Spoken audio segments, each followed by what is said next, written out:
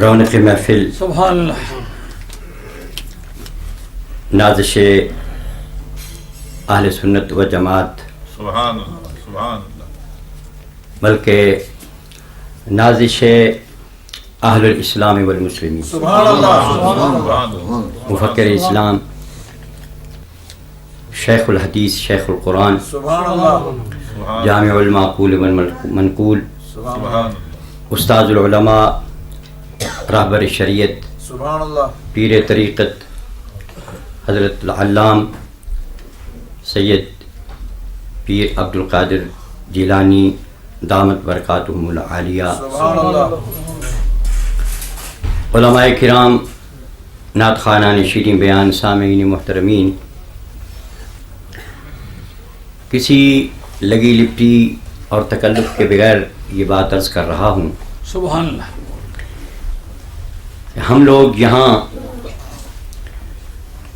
استفادہ کرنے کے لیے آتے ہیں، اور سچ بات یہ ہے کہ جب کسی عالم دین کی گفتگو پر آپ تفریح بٹھاتے ہیں اور اس پر علمی دلائل اور علمی استشہادات پیش فرماتے ہیں تو جی چاہتا ہے کہ طالب علمی کا زمانہ لوٹ آئے اور یہ مسند تدریس تا قیامت اسی طرح زندہ ہوتا رہے اور ہم کریمہ نام حق سے پھر شروع کریں، جیسے ابھی فرمایا کریم السجایا جمیل الشیم، وہ طالب علمی زمانہ یاد ہے۔ اللہ تبارک و تعالی اس مرکز کو اور صاحب مرکز کو اور متوسلین اور منتسبین مرکز کو ہمیشہ عزتیں رونقیں عطا فرمائیں۔ آپ عزت والوں کے ساتھ لگے ہوئے ہیں، عزتیں آپ کے قدموں میں، وَلِلَّهِ الْعِزَّةُ وَلِرَسُولِهِ وَلِلْمُؤْمِنِينَ۔ مومن بننا ہمارا کام ہے اور قدموں پہ عزت نچھاور کرنا اس سچی عزت والے کا کام۔ وَلِلَّهِ الْعِزَّةُ، عزت اگر اللہ اور اس کے رسول کی عزت کرنا تمہیں آ گئی کسی شیخ طریقت کے طریقے کو اپنانے سے، کسی راہبر شریعت کے شرعی مسائل کے سمجھانے سے، اگر خدا اور اس کے رسول کی عزت کرنا تمہیں آ گئی تو دنیا بھر کی عزتیں ساری تمہارے قدموں میں۔ تو اللہ تبارک و تعالی یہ نعمت، اور جو نعمت غیر مترقبہ ہے خاص طور پر اس ملک برطانیہ میں، پاکستان میں علمی شخصیات کا کوئی اتنی کمی نہیں ہے، پاکستان میں علمی شخصیات کی کمی نہیں ہے، لیکن ان جیسی شخصیت پاکستان میں بھی نہیں ہے۔ پاکستان میں بھی ان جیسی شخصیت کا کمی ہے، برطانیہ میں تو یہ تو ہماری خوش نصیبی ہے۔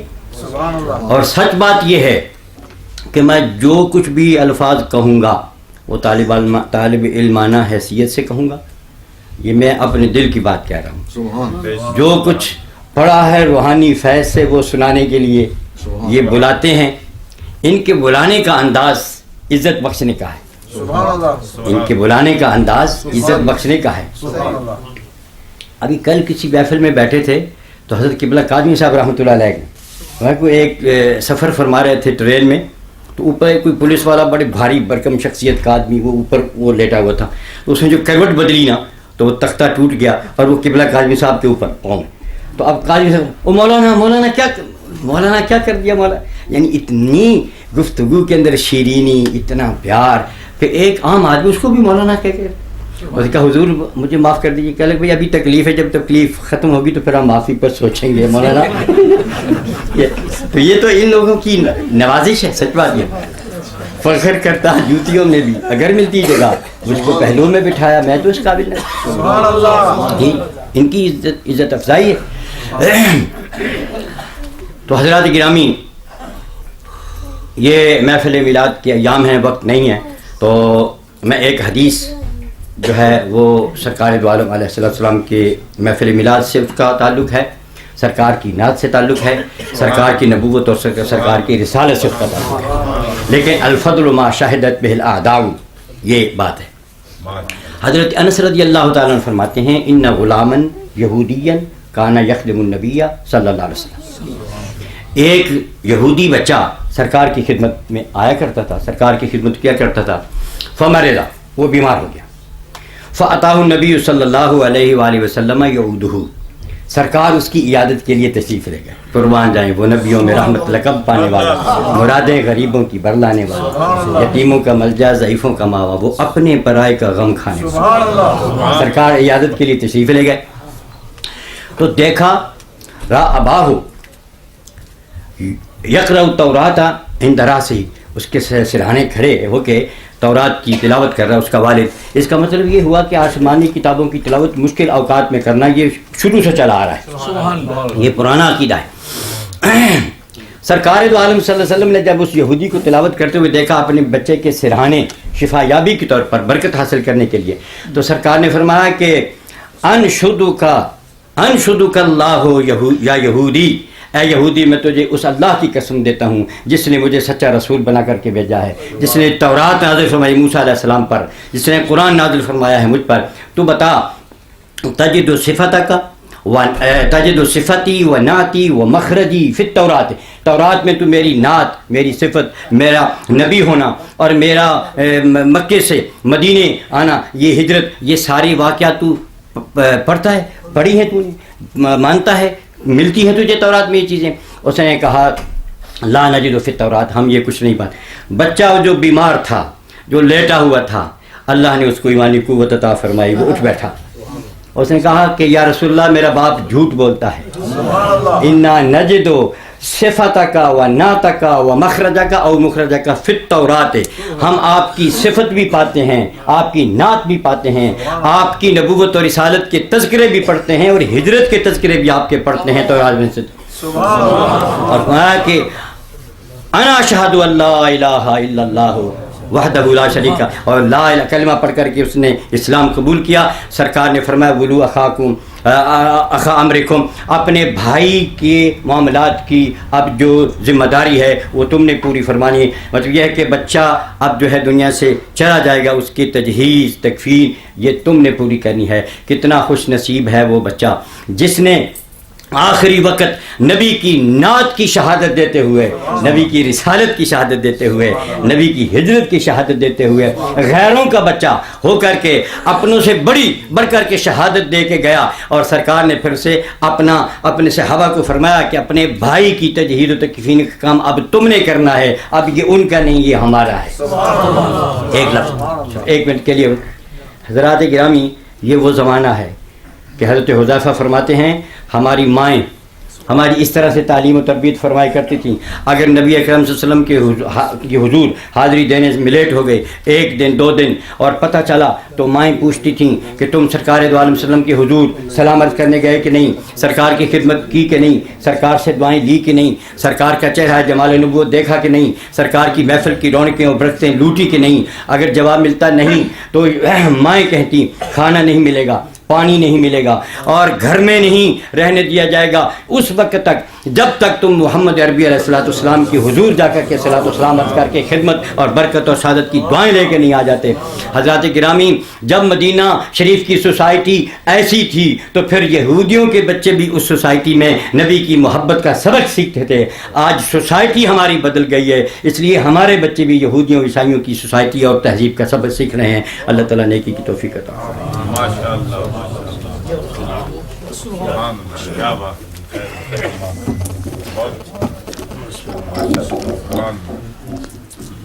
عرض خدمت ہے، اس وقت مولانا نے جو بات کہی ہے کہ اس یہودی بچے نے حضور علیہ السلام کی نعت کا ذکر کیا ہے کہ تورات میں پاتے ہیں، اس کی دو حیثیتیں، ایک اس بچے کا اقرار کرنا، یہ دوسرا یہ کہنا کہ تورات میں اس کو پایا ہے، یہ دو الگ الگ مسئلے ہیں۔ اب اس بات کو شرعی طور پر ثبوت سمجھنا چاہیے کہ نہیں سمجھنا چاہیے کہ اس نے تورات کے حوالے کو سرکار کی تائید کے لیے استعمال کرنے کا ایک سعادت پائی ہے۔ کیا ہم یہ سمجھیں کہ اس کی یہ بات محل استدلال ہے؟ اس کے لیے آپ کی خدمت میں عرض کرتا ہوں. سورہ شعراء کے آخری حصے میں ہے الم تکن لہم آیتن ان یعلمہ علماء بنی اسرائیل. وہ چودھری بانکا کدھر گیا ہوا ہے؟ کوئی غائب ہو گیا نا. آپ بھی حافظ ہے نا؟ آپ بھی حافظ ہیں. الم تکن لہم آیتن ان یعلمہ علماء بنی اسرائیل. ٹھیک پڑھ رہا ہوں نا؟ اچھا، یہ وہ واقعہ ہے کہ جس وقت کفار مکہ نے جا کر کے علماء یہود سے پوچھا کہ کیا تمہاری کتاب میں اس نام نمود، اس صفت خصلت، اس رنگ و بو، اس صورت و سیرت، ان شکل و شمائل کا کوئی آدمی متوقع طور پر بطور نبی کے مبعوث ہونے والا ہے؟ انہوں نے کہا جو جو باتیں تم نے کہی ہیں ہو بہو منہ بمو صحیح معنوں میں انہی صفات کے ساتھ ہماری کتاب میں ذکر آتا ہے. اب جو یہ حوالہ لے کے وہ واپس لوٹے، اس وقت قرآن مجید نے اس پر تبصرہ کیا الم تکن لہم آیتن. واللہ ترکیب اس کی بڑی مشکل ہے. الم تکن لہم آیتن، آیتن کیا ہے؟ آگے لہم جو ہے ذرا مستقر، یہ بھی خبر واقع ہوئی ہے. یہ تن پر منصوب ہونے کی وجہ کیا ہے؟ اور ان یکونا ان یعلمہ علماء بنی اسرائیل، اگر اس کو اسم مؤخر مانا جائے، اس کو مبتدا خبر مقدم مانا جائے تو کون سی خبر ہوگی؟ آیتن خبر ہوگی یا لہم خبر ہوگی؟ کیا ہوگا؟ یہ بڑا لمبا قصہ ہے. تو نہیں باں پکڑنے اڈا ماری کس نے؟ یہ اڈا مارنے والی جگہ جتنے کو لوڑ پہ اڈا بندہ مارا بندہ پٹاکیا ہوگی، لگنا ماں بچے ہی رہنی ہے جی. کہ کیا یہ ان کے لیے ثبوت نہیں ہے؟ اللہ کریم فرماتے ہیں کیا ان کفار مکہ کے لیے یہ ثبوت نہیں ہے کہ اس کو بنی اسرائیل کے علماء جانتے ہیں؟ جس کا علم فاسد ہو مولانا، فساد علم جس کا ثابت ہو، اس کو محل استشہاد بنانا کس طرح درست ہے؟ کہا کہ یہ ایکسکلپٹری ایویڈنس ہے، یہ مخالف دھڑے کی شہادت ہے، تمہیں سپورٹ کر رہی ہے. اگر ایک فاسد علم والا بھی ہو، وہ تمہارے دین کی حمایت میں کوئی بیان دے دے تو باوجود اس کے کہ وہ جھوٹا ہے، اس کی یہ بات سچی ہے جتنی حد تک وہ سرکار کی تائید کرتا ہے. اب قرآن مجید کے اندرونی شہادت سے، اس حدیث سے استدلال ثابت ہوا. بھئی کوئی سادی فید نامی ہے جو نعت پڑھتا ہے، مگر یہ خدا کے لیے مہربانی کرے کہ کوئی ایسی نعت نہ پڑھے جو نعت کا درجہ نہ رکھتی ہو یا پڑھنے کا طریقہ نہ ہو. مجھے اس سے بڑی گھبراہٹ ہوتی ہے. جس کو پہلے میں نے کبھی سنا نہیں ہوتا اس کی نعت کبھی نہیں سنا کرتا.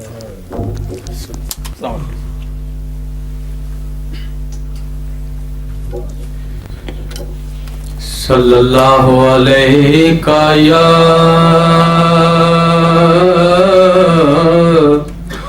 یا رسول اللہ وسلم علیکہ یا حبیب اللہ صلی اللہ علیکہ یا رسول اللہ وسلم علیکہ یا حبیب اللہ. یہ سروری ہے بلا کیا سکندری کیا ہے، یہ سروری ہے بلا کیا سکندری کیا ہے، یہ سروری ہے بلا کیا سکندری کیا ہے، نبی کے در کا گدا ہوں مجھے کمی کیا ہے، نبی کے در کا گدا ہوں مجھے کمی کیا ہے، نفرت کا زہر باتوں میں تم گھول کے دے دیکھو آ جائیں گے میرے آقا مجھے کچھ بول کے دیکھو یہ میزان عقیدت ذرا تول کے دیکھو للہ فرشتوں یہ کفن کھول کے دیکھو نبی کے در کا گدا ہوں مجھے کمی کیا ہے اور فدا نہ ہو جو نبی پہ وہ آدمی کیا ہے فدا نہ ہو جو نبی پہ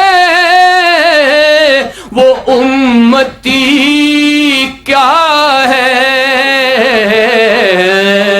نبی کے گیت نہ گائے وہ آدمی کیا ہے نبی کے گیت نہ گائے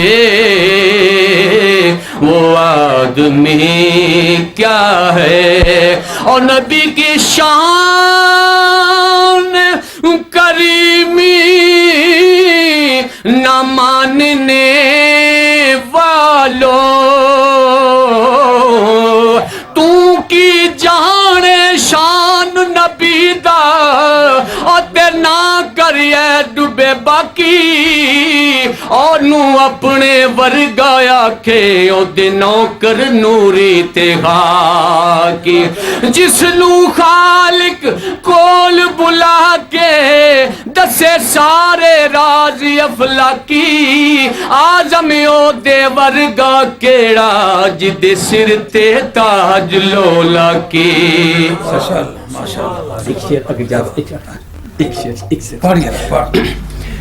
جدے سر تے نبی کی شان کریمی نہ ماننے والوں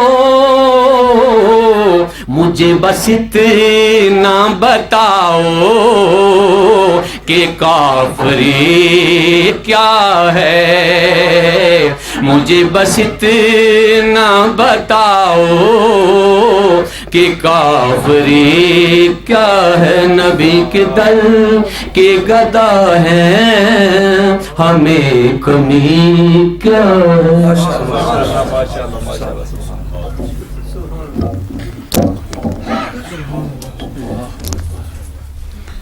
یہ 100 پاؤنڈ تاج محمد صاحب نے میرا شیر کی پیش کیا ہے اللہ جزا خیر دے یہ وہ قدسیہ چھوٹی سی بچی جو ہے اس نے 10 پاؤنڈ میلا شیر کے پیش کیے اب آپ حضرات کی خدمت میں ہمارے مرکزی جماعت آل سنت کے صدر مولانا حافظ فضل احمد صاحب قادری مدظ العالی ودامت برکاتہ العالیہ تشریف لاتے ہیں اور 10 منٹ میں اپنا خطبہ پیش فرماتے ہیں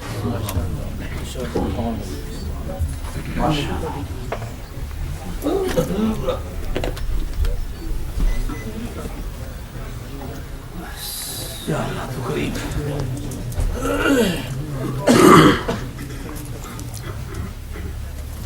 الحمد لله رب العالمين والعاقبة للمتقين والصلاة والسلام على رسوله الكريم وعلى آله وأصحابه أجمعين أما بعد فأعوذ بالله من الشيطان الرجيم بسم الله الرحمن الرحيم وما كان الله ليعذبهم وأنت فيهم وما كان الله معذبهم وهم يستغفرون صدق الله العظيم الصلاة والسلام عليك يا سيدي يا رسول الله وعلى آلك وصحابك يا نبی اللہ حشر تک ڈالیں گے پیدائش مولا کی دھوم حشر تک ڈالیں گے پیدائش مولا کی دھوم مثل فارس نجد کے قلعے گراتے جائیں گے خاک ہو جائیں عدو جل کر مگر ہم تو رضا خاک ہو جائیں جل کر مگر ہم تو رضا دم میں جب تک دم ہے دم میں جب تک دم ہے ذکر ان کا سناتے جائیں گے دم میں جب تک دم ہے ذکر ان کا سناتے جائیں گے حمد و ثنا درود و سلام کے بعد شہزادہ شاہ جیلاں حضور قبلہ مفکر اسلام دامت برکاتہم العالیہ سادات اطہار علماء ذی وقار محترم و مکرم سامعین السلام علیکم ورحمۃ اللہ وبرکاتہ الحمدللہ نماز عصر سے لے کر اس وقت تک یہ بزم سجی ہوئی ہے کہیں توحید باری تعالیٰ کے نغمے گائے جا رہے ہیں کہیں رسالت کے ڈنکے بجائے جا رہے ہیں کہیں اولیاء کاملین کی عظمتوں کو سنا اور سنایا جا رہا ہے اور مردہ دلوں کو نور محبت سے منور کیا جا رہا ہے یہی خصوصیت ہے حضور غوث پاک کی اس 11ویں شریف کی یہاں ہمیں توحید کے جام پلائے جاتے ہیں رسالت کے ڈنکے بجائے جاتے ہیں اولیاء کاملین کے فیضان کے پیمانے لٹائے جاتے ہیں اور ہمارے قلوب کو سچے دین کا ایک ایسا مرکز بنایا جاتا ہے کہ جب ہم یہاں سے جاتے ہیں تو ہم اپنے دل کو سیکل کر کے جاتے ہیں منور کر کے جاتے ہیں حضور مفکر اسلام کا بیان یہ کہتے ہوئے شرم آتی ہے کہ آج بڑا مزہ آیا ہے سچی بات عرض کر رہا ہوں کہ یہ جب یہ کہتے ہیں میرے کچھ دوست آج بڑا مزہ آیا وہ دن بتاؤ کہ حضور مفکر اسلام نے کچھ فرمایا ہو تو مزہ نہ آیا بات تو سیدھی سی یہ ہے واللہ جب آتے ہیں علم و عرفان کے وہ موتی جو ہم ساری رات اور سارا دن سر کھپاتے رہیں کتابیں کھنگالتے رہیں شاید ہمیں وہ موتی نہ ملے جو ہمیں مفت میں یہاں مل رہے ہم علماء اتنے خوش نصیب ہیں تو برادران طریقت آپ کتنے خوش بخت اور بلند اقبال ہیں کہ جنہیں یہ سب کچھ اپنے پیر و مرشد سے مل رہا ہے میں نے برکت کے لیے جو آیا کریمہ پڑھی ہے اللہ کریم فرماتے ہیں وَمَا كَانَ اللَّهُ لِيُعَذِّبَهُمْ وَأَنْتَ فِيهِمْ وَمَا كَانَ اللَّهُ مُعَذِّبَهُمْ وَهُمْ يَسْتَغْفِرُونَ اس سے پہلے کفار کا ذکر ہے کفار نے اللہ تعالیٰ کو خطاب کر کے کہا اے اللہ اگر یہ تیرا بھیجا ہوا قرآن اور جس قلب اطہر پہ تو نے مصطفیٰ کریم کے دل پہ یہ قرآن نازل کیا ہے اگر قرآن اور صاحب قرآن یہ سچے ہیں ہم جھوٹے ہیں تو مولا ہمارے سروں پہ آسمان سے قوم لوط کی طرح پتھر برسا اور ہمارا خاک اور ہمارا نام و نشان مٹا دے واہ مولا تیری شان پہ قربان جائے دشمنان قرآن دشمنان رحمان اور دشمنان حبیب الرحمان دعا کر رہے ہیں لیکن میرا رب پتھر نہیں برساتا میرا رب قہر کی بجلیاں نہیں توڑتا کیا آواز آتی ہے وَمَا كَانَ اللَّهُ لِيُعَذِّبَهُمْ اللہ ان کو عذاب نہیں دے گا مولا کیوں؟ یہ تو عذاب مانگ رہے ہیں، یہ عذاب کے مستحق ہیں، یہ امام المرسلین ختم الانبیاء کی تکذیب معاذ اللہ کر رہے ہیں، تیری توحید کی دعوت کو ریجیکٹ اور اس کی تردید کر رہے ہیں۔ مولا یہ تو مانگ رہے ہیں، انہیں بن مانگے عذاب ملنا چاہیے۔ میرا رب فرماتا ہے یہ تیری سوچ ہے، لیکن سنو، وما کان اللہ لیعذبہم، اللہ کی شان نہیں ہے کہ ان کو عذاب دے، ان پہ پتھر برسائے۔ مولا کیوں؟ فرمایا وانت فیہم، اے میرے محبوب تو ان کے اندر موجود ہے، اگر تیرے ہوتے ہوئے میں ان پہ قوم لوط کی طرح پتھر برساؤں تو لوط اور مصطفیٰ محمد میں کیا فرق ہوگا؟ تیری عظمتیں تیری شانوں پہ حرف آئے گا۔ اے محبوب میں قادر ہوں، میں اگر پہلی قوموں کو تباہ کر سکتا تھا تو ان کو بھی تباہ کر سکتا ہوں، لیکن محبوب وانت فیہم، تو ان کے اندر موجود ہے، اور میں نے تیرے لیے یہ اعلان کیا ہے وَمَا أَرْسَلْنَاكَ إِلَّا رَحْمَةً لِّلْعَالَمِينَ، محبوب ہم نے آپ کو سراپا تمام جہانوں کے لیے سراپا رحمت بنا کے بھیجا ہے۔ برادران اسلام، یہ تو میں نے اس آیت کا برکت کے لیے ترجمہ کیا ہے، جو اصل سبجیکٹ اور مضمون آپ کو پیش کرنا چاہتا ہوں۔ منٹ صرف اب 2.5 رہ گئے ہیں، صرف اتنا بتاتا ہوں کہ میں مضمون کیا بتانا چاہتا تھا اور اس کی ضرورت کیا ہے۔ اب اس مضمون کو نہیں چھیڑوں گا چونکہ منٹ صرف 2.5 ہے۔ آج میڈیا کے اندر ٹی وی کے تھرو بد مذہب اس قسم کا اہل سنت والجماعت کے خلاف پراپوگنڈا کر رہے ہیں۔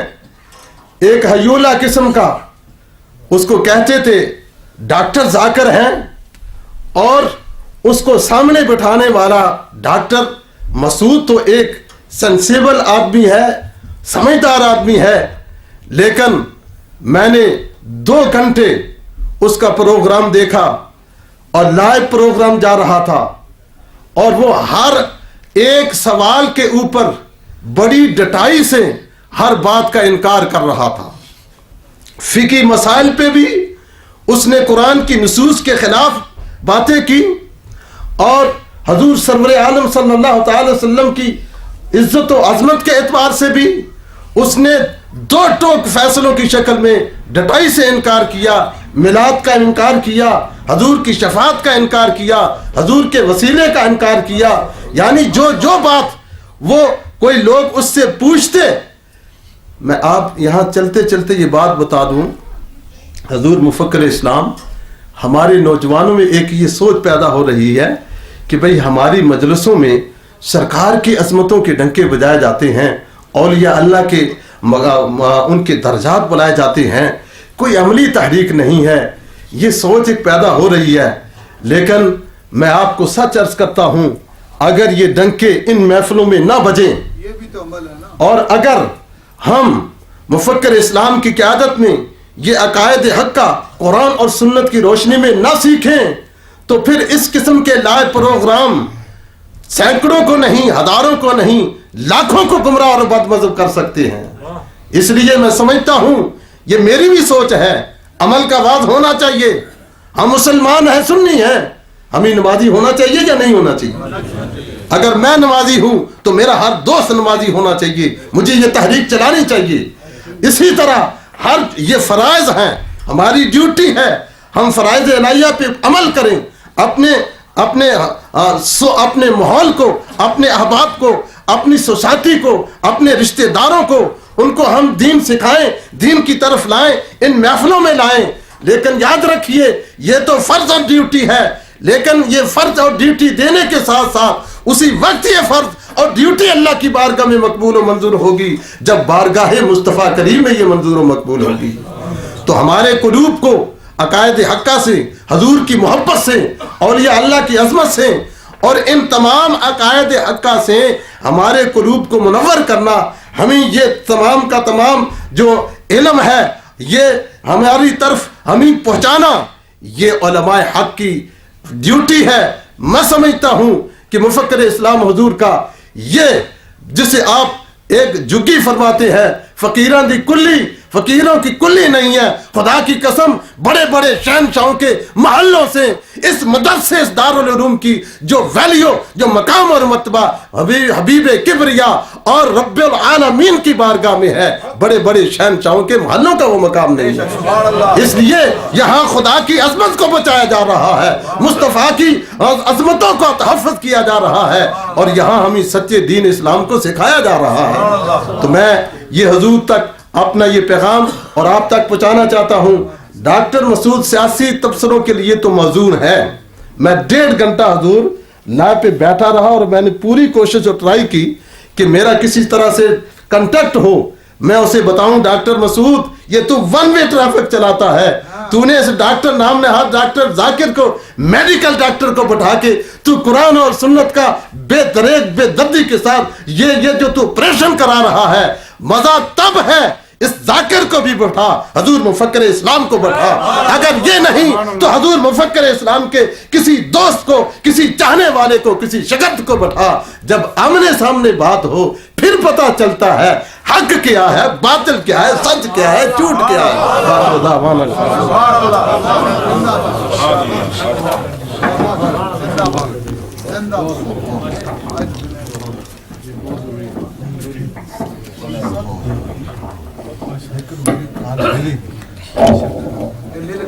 حاضرین کرام، یہ ہمارے مذہبی پیشواؤں کی مذہبی، علمی اور روحانی بیداری کی علامت ہے کہ وہ حالات حاضرہ کو بڑی اچھی طرح پڑھتے ہیں.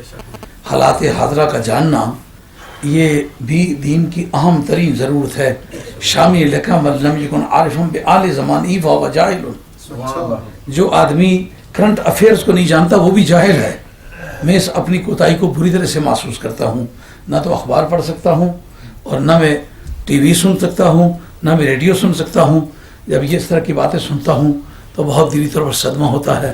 میں سمجھتا ہوں کہ سرکار دو عالم علیہ السلام کی شفاعت کا انکار کرنا یہ کسی عقیدے کا کام نہیں، یہ صرف جہالت کا کام ہے.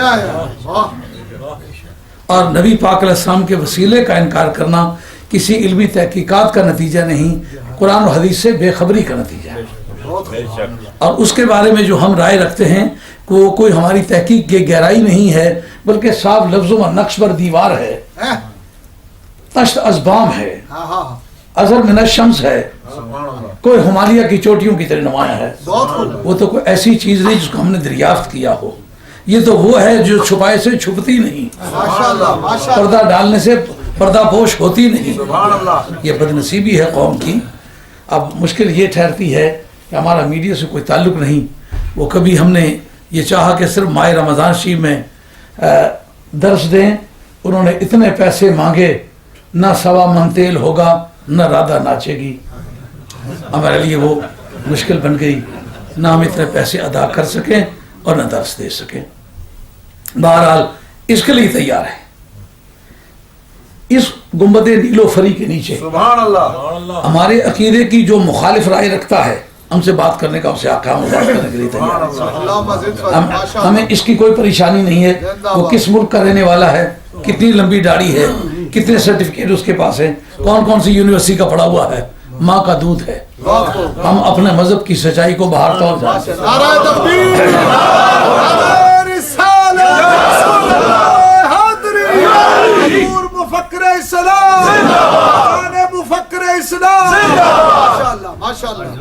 اور عمل کی تحریک جس کو کہتے ہیں، آپ نے یہاں کے جو تقاریر سنی ہیں، نماز پڑھ کے سنی ہے یا نماز پڑھے بغیر سنی ہے؟ نماز پڑھ کے. اس کا کیا نام ہے؟ عمل تو ہو رہا ہے. یہ جتنے لوگ ہیں روزے رکھتے ہو نہیں رکھتے ہو؟ عمل کا پہلو ہے کہ نہیں ہے؟ ہاں، البتہ ایک عمل میں تیز رفتاری ہے، ایک دن پہلے عید کر لینا.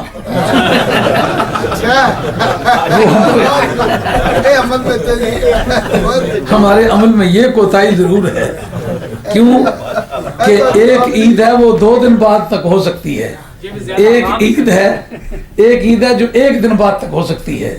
لیکن خدا کی کائنات میں ایک حوالہ لاؤ کہ 1 دن پہلے عید ہو سکتی ہے، نہیں لا سکتے.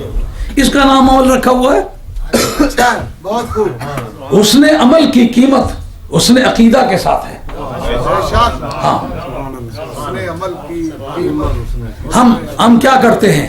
سرکار کی محبت کو جگاتے ہیں. کہتے ہیں جناب محبت وہ جھوٹی ہے جس میں پیروی نہ ہو. میں بتاؤں گا کہ پیروی نہیں ہو سکی پھر بھی محبت جھوٹی نہیں ہے. بخاری ہے، بخاری کا متن ہے. صحابی عرض کرتا ہے متی الساعۃ یا رسول اللہ صلی اللہ علیہ وسلم، قیامت کب آئے گی؟ ما عادت لہا، یہ عمل ہے. اس کے لیے تیاری کیا کی ہے؟ عمل کا چیپٹر کھلا نہیں کھلا. اور ما عادت لہا من کثیر صلاۃ ولا صوم ولا صدقہ، ایسا ٹوٹیاں پجیاں نمازاں پڑھیاں کوئی زیادہ تر نہ زیادہ روزے بھی نہیں رکھے. ما عادت لہا من کثیر صلاۃ ولا صوم ولا صدقہ. کیوں جناب؟ کہا کہ میں وہ سارا سلیبس میرا تیار ہے، پورا کورس میرا تیار ہے. زیادہ نمازیں نہیں پڑھ سکا، زیادہ روزے نہیں رکھ سکا، زیادہ صدقے نہیں دے سکا، مطلب عمل کی کوتاہی ہے. کون کہتا ہے؟ صحابی. اور کب کہتا ہے؟ کہتے ہیں حضرت انس رضی اللہ عنہ کہتے ہیں نخنو خرجنا من المسجد، ہم مسجد سے باہر نکلے نا، آدمی آگے سے آ گیا. اسے یہ سوال کیا. سرکار نے پوچھا عمل کیا ہے؟ انہوں نے کہا یار عمل تو اسی طرح ٹوٹا پھوٹا ہی ہے، لیکن ولکنی احب اللہ ورسولہ، خدا اور اس کے رسول سے پیار کرتا ہوں. یہ موقع تھا نا جو تیری بولی ہے. تو کہتا ہے کہ جو عمل درست نہ ہو تو پھر محبت جھوٹی ہے. سرکار فرماتے ہیں تیری محبت جھوٹی ہے، تیرا عمل مکمل نہیں. انہوں نے کہا تیرا عمل کمزور بھی ہے نا، پیار تو کرتا ہے نا؟ جی کرتا ہوں. کہا پھر ڈرنے کی کوئی بات نہیں. البرو مع من احب، جس کو جس سے محبت ہوگی وہ اس کے ساتھ ہوگی. ایک دوسری حدیث، اس کی تفسیر کا ایک اور رخ میں آپ کی خدمت پیش کرتا ہوں، پہلے نہیں کبھی پیش کیا. کیف تقول، حضرت عبداللہ بن مسعود کہتے ہیں کیف تقول فی من احب قوما ولم یلحق بہم، اس کے بارے میں آپ کیا رائے رکھتے ہیں کہ جو کسی قوم سے پیار کرتا ہے لیکن ان سے ملحق نہیں ہوا. ملحق کے کیا معنی؟ ایک معنی یہ عمل بھی ان جیسا نہیں کر سکا، دوسرا دور بھی نہیں ان کا پا سکا، تین دور پایا ملاقات ہی نہیں کر سکا. کیا کہتے کل سمجھ آئی نہیں آئی؟ یعنی بندہ ہے کہ پیار کے ساتھ کرنا، جس ساتھ پیار کرنا اس کی تکیہ ہی نہیں. اس زمانے جمیا ہی نہیں، جمیا اس زمانے لیکن ملیا ہی نہیں. ملیا پر عمل نہیں کر سکا. یہ طرح چارے گلائیاں ہوں سرکار تساں دسو تساں کیا اس متعلق رائے؟ نہ کہ پیار تو کرنا نا، تکیا نہیں سنا یارا تو نہ تکا ہے نا. پیار ایڈی زور ایلی چیز ہے کہ جتنا اوت اتھا یہ. اب اس کا نتیجہ کیا نکلا؟ ہم نے سرکار کا دور نہیں پایا، پیار کرتے ہیں. جو جس سے پیار کرے گا وہ اسی کے ساتھ ہوگا. کیوں بھائی؟ بخاری کے حدیث ہے اور معاونہ دودھ دے جس جڑی نہیں چھاتی کم کرے لوگ آنکھوں تفسیر بھی جی تفسیر کی رد کرے نہ کری سکسی اور کرسی میں 16-17 عربی تفسیر جو شرح نو کاٹ کے دساں اے لکھے ہے. اچھا پیار مسئلہ حل نکل آیا نا. ایک بتاؤ جو پیار نہ کرتا ہو عمل درست ہو اس کی بگڑی بن گئی. لاؤ ایک مثال. اچھا سوال ہے، کمال ہے. گھر مکی نا. جتنے منافقین مدینہ تھے پانچوں نمازیں جماعت کے ساتھ پڑھتے تھے کہ نہیں؟ اذانیں کہتے تھے کہ نہیں کہتے تھے؟ اوسن کدھر جدھر ہے ادھر وہ. یار عمل درست ہے، جائیں گے کدھر؟ کہا جہنم میں جائیں گے. فی الدرک الاسفل من النار. جہنم نے عام کھاتے نہیں ہونے لگے جتا سارے نے گندگی کٹھی ہوئی تھا کر سکتا. جتا چھپی کہانیاں کرنے سے نا اس طرح چھپی جگہ جو مزے کا. عمل کی خرابی اور محبت کی موجودگی کا انجام تو میں نے بتلا دیا، لیکن محبت کی غیر موجودگی اور عمل کی درستی اس کا عمل تمہارے سامنے نتیجہ پیش کر دیا. عمل ٹھیک ہے مگر ہوں گے کہاں؟ ابو جہل کے ساتھ ہو گئے. عمل ٹھیک ہے ہوں گے کس کے ساتھ؟ ابو لہب کے ساتھ ہو گئے. ابو لہب کے ساتھ بھی کیا ہو گئے؟ وہ تھے چٹے شوید کافر سے اپرے سے جو سن جہنم نے عام ستا جو ایک رہے تھرلا اس جتا سارے ٹالٹ بنے ہو سننا اٹھائے اس मिडिल क्लास वाले में डाल के यही माना है ना है जी? अब ये बात है कि मोहब्बत ये चैप्टर कहते हम भी मोहब्बत करते हैं। मोहब्बत की निशानी क्या है? हुब्बु का शया युमी व युसिम, जब मोहब्बत किसी चीज की आएगी तुझे अंधा भी कर देगी, बहरा भी कर देगी। महबूब के हुस्न के सिवा तू देख नहीं सकेगा, महबूब की खूबियों के सिवा तू सुन नहीं सकेगा, ना महबूब का ऐब देख सकेगा, ना दिखा सकेगा, ना सुन सकेगा, ना सुना सकेगा। एक शख्स को एक मेतरानी से लगाव था, वो उसको देख के शेर पढ़ता है, कहता है किस शान से आता है महबूब हमारा, सर पे फलक है और हाथ में दुमदार सितारा। झाड़ू को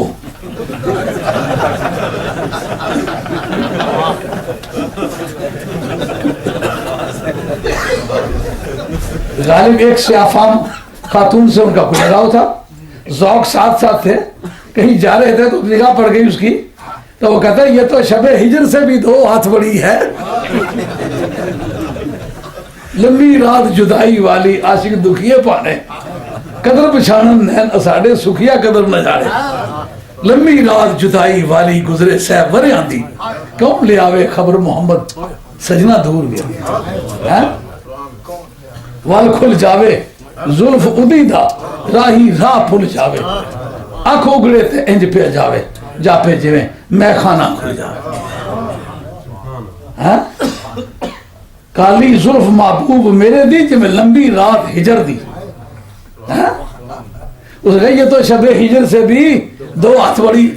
दूसरे दिन गालिब से मुलाकात हुई, गालिब को वो डांटने लगी, तो वो गालिब कहते हैं क्या समझी हो? उन्होंने कहा उसने क्यों कहा है कि ये तो शबे हिजर से भी 2 हाथ, दराज कामत थी ना, सियाफाम थी। उन्होंने कहा ये तो शबे हिजर से भी 2 हाथ बड़ी है। उन्होंने कहा ये जुल्फे अंबरी जो तेरे रुख पे पड़ी है। मोहब्बत की आदत है। अब हम मोहब्बत जगाना चाहते हैं, करें क्या? तुम भी मोहब्बत के दावेदार हो, मोहब्बत को तुम भी वाजिब समझते हो, लेकिन तुम करते क्या हो? कहे मट्टी में मिलके मट्टी हो गया, मोहब्बत बढ़ेगी? तिनके तोड़ के 2 नहीं कर सकता, मोहब्बत बढ़ेगी? दीवार के पीछे नहीं जानता, मोहब्बत बढ़ेगी? ना उसको अपना पता है मेरा अशर क्या होगा और मेरी उम्मत का क्या होगा, मोहब्बत बढ़ेगी? मोहब्बत तो खूबियों के जिक्र से बढ़ती है। मैं कहता हूं, तू तो कहता दीवार के परे का पता नहीं, मैं कहता हूं अर्श के परे का पता है, दीवार की बात की जेड़।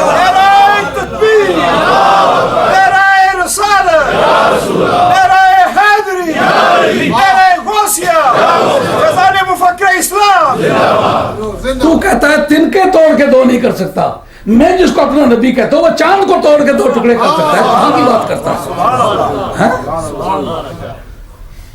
तो हम मोहब्बत की दावत देते हैं, मोहब्बत को हुस्न से ताल्लुक है, हुस्न बयान करते हैं, मोहब्बत उभरती है।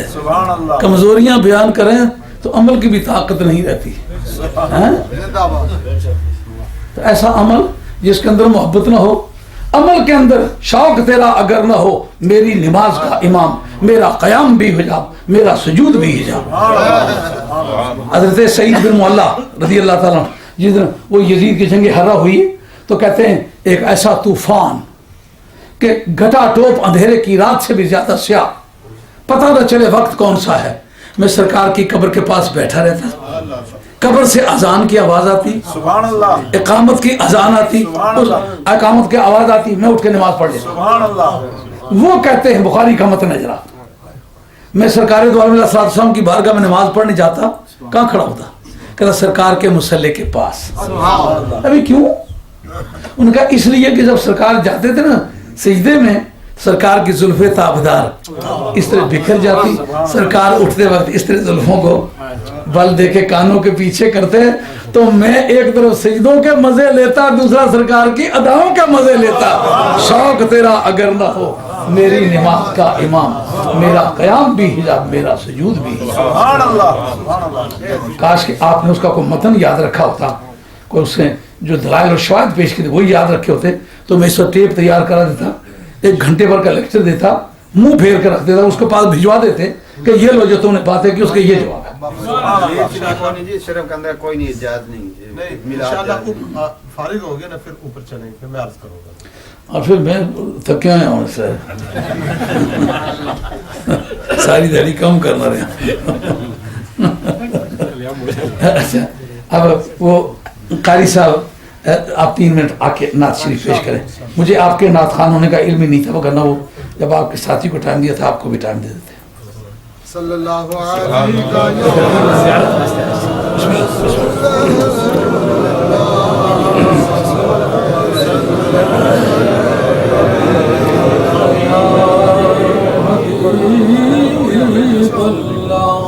جذبہ حسرت دیدار جو تڑپاتا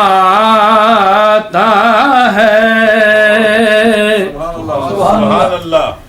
جذبہ حسرت دیدار جو تڑپاتا ہے، اپنی کوتاہ نگاہی کا خیال آتا ہے، اپنی کوتاہ نگاہی کا خیال آتا ہے، جذبہ حسرت دیدار جو تڑپاتا ہے، کوئی روتا ہے تو بھر آتی ہیں آنکھیں میری،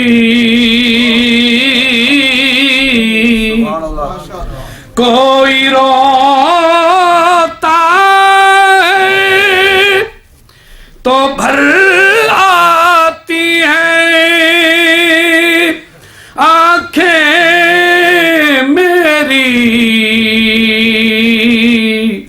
میں سمجھتا ہوں کہ مدینہ سے یاد آتا ہے، میں سمجھتا ہوں کہ مدینہ سے یاد آتا ہے، جذبہ حسرت سبحان اللہ.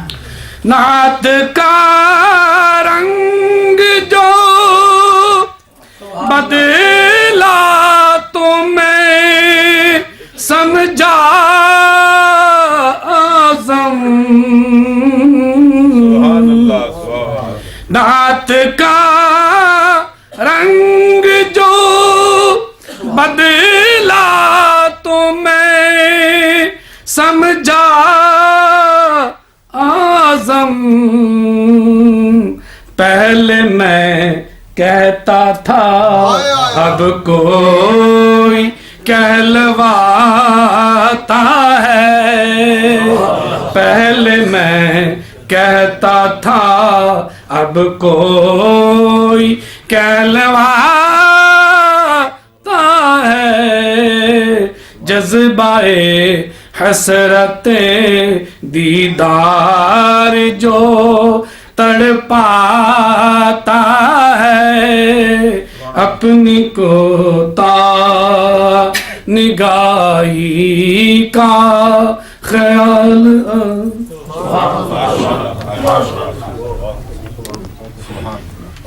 یہ 50 پاؤنڈ راجہ ظفر اللہ خان صاحب قادری آئی ویکم والوں نے میلاد شریف کے لیے پیش کی ہیں، اللہ تعالیٰ قبول فرمائے. اب مولانا قاضی عبدالغفور صاحب شیفیلڈ والے 4 منٹ کے لیے تشریف لاتے ہیں، اس کے بعد پیر صاحب کا بیان شروع ہوتا ہے.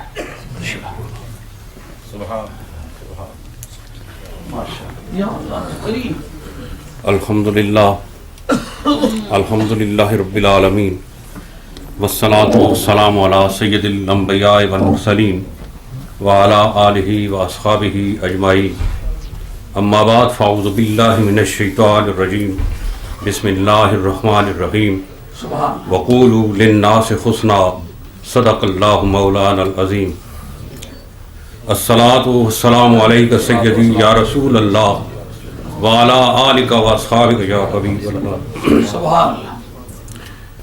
آقائے نعمت بانی محفل سیدی سندی مرشدی شہزادہ غوث اعظم قبلہ عالم حضرت مفکر اسلام دامت برکاتہم القدسیہ واجب التعظیم سادات عظام قابل صد احترام علماء اہل سنت اور معزز حاضرین، اللہ تبارک و تعالی نے حکم ارشاد فرمایا کہ تم احسن بات کہا کرو. اللہ تعالیٰ نے ہمیں حسین بات بیان کرنے کے بارے میں ارشاد فرمایا.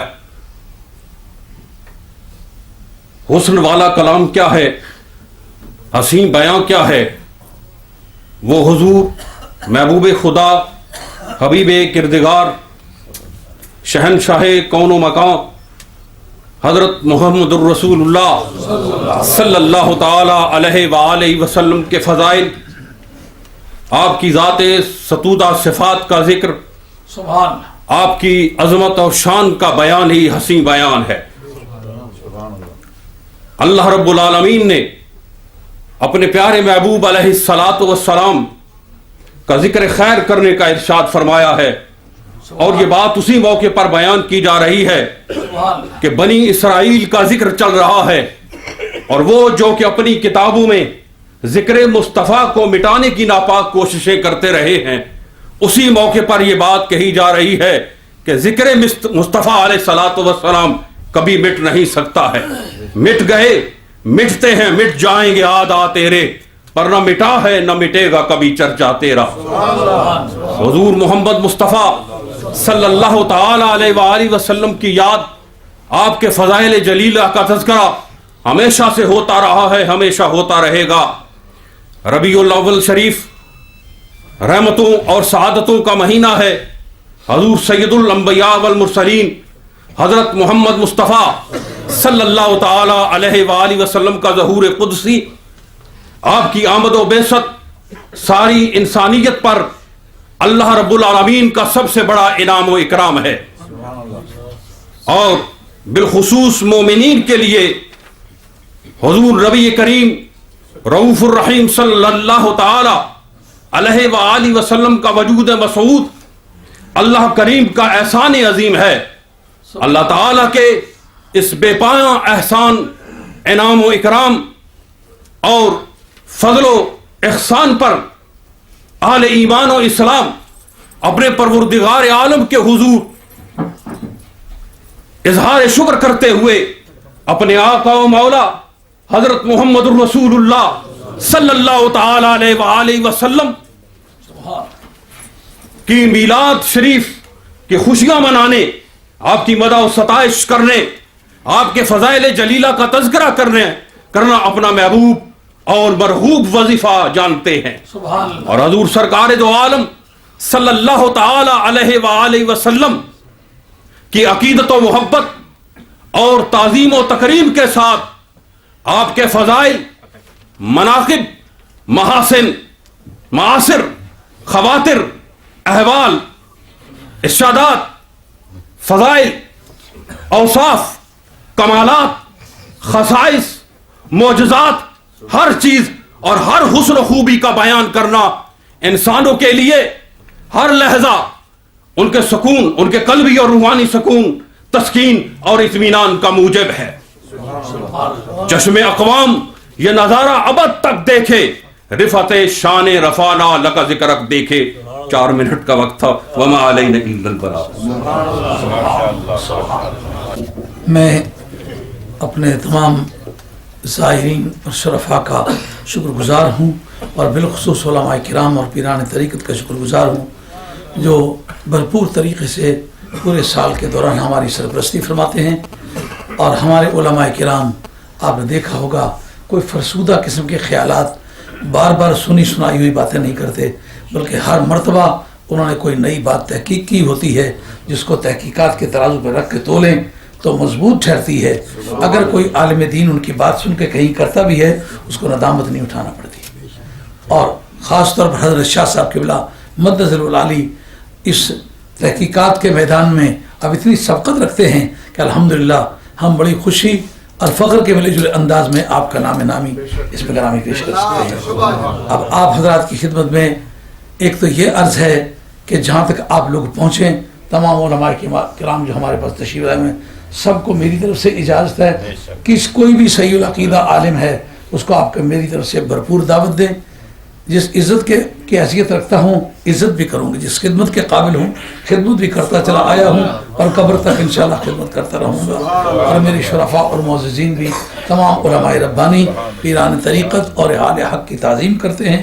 आपको ये मेरी तरफ से पूरा हक़ है कि उस मजलिस को अपनी मजलिस समझ के उसके तमाम ज़िम्मेदारियों मुझ पर डाल के उसकी बुनियाद पर काम करें और जहाँ तक हाथ पहुँचे आप लोगों को दावत दें। मैं आपका शुक्रगुजार हूँ। अब हज़रत शाह साहब तशरीफ़ लाते हैं।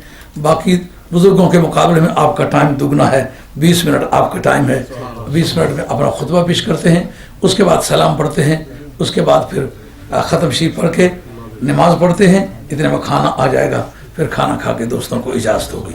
और आइंदा जो हमारी महफ़िल है वो 5 बजे शुरू हुआ करेगी, जब तक मौसम गर्मा है। उसमें कुछ पहले हो सकती है लेकिन देर नहीं होगी। तो तमाम हजरात जो हैं वो मेहरबानी फरमा के आइंदा 5 बजे के वक्त की पाबंदी फरमाएं। सदक़ल्लाहु मौलाना अज़ीम, सदक़ रसूलुहु नबील अमीनुल करीम, व नहनु अला ज़ालिका मिनश शाहिदीन व शाकिरीन, वल्हम्दुलिल्लाहि रब्बिल आलमीन। सभी हजरात सरकार दो आलम सल्लल्लाहु अलैहि वसल्लम की बारगाह में हदिया दुरूद सलाम पेश करें। अस्सलातु वस्सलाम अलैका या रसूलल्लाह, अस्सलातु वस्सलाम या नबील्लाह, अस्सलातु वस्सलाम अलैका या हबीबल्लाह व अला आलिका व सहाबिका या रहमतुल्लिल आलमीन। सबसे पहले सभी हजरात को मिलाद मुस्तफ़ा सल्लल्लाहु अलैहि वसल्लम के चाँद के तुलू पर मैं मुबारकबाद पेश करता हूँ। आज रबीउल अव्वल शरीफ की 5 तारीख है। जब साल के बाद रबीउल अव्वल शरीफ की आमद का वक्त करीब होता है तो दुनिया में बसने वाले लोग 2 मुख्तलिफ किस्म के गुरोह में बंट जाते हैं। एक वो हैं कि भरपूर तरीके से तैयारी शुरू करते हैं। कोई ये सोचता है कि सरकार की आमद का वक्त है, मैं अपने घर में महफिल मिलाद का इनकाद करूंगा। मस्जिदों वाले ये प्रोग्राम बनाते हैं कि हम मस्जिद में जश्न मिलाद मुस्तफ़ा सल्लल्लाहु अलैहि वसल्लम का पूरे तरीके से जश्न मनाएंगे। फिर मजीद अपने शौक और ज़ौक़ का इजहार करने के लिए जुलूस तरतीब देते हैं कि महफिल के अंदर बैठकर, मसाजिद के अंदर महफिल करके दिल नहीं भरता, खुशी पूरी नहीं होती, लिहाजा हम दुनिया वालों को बताना चाहते हैं कि हम खुश हैं।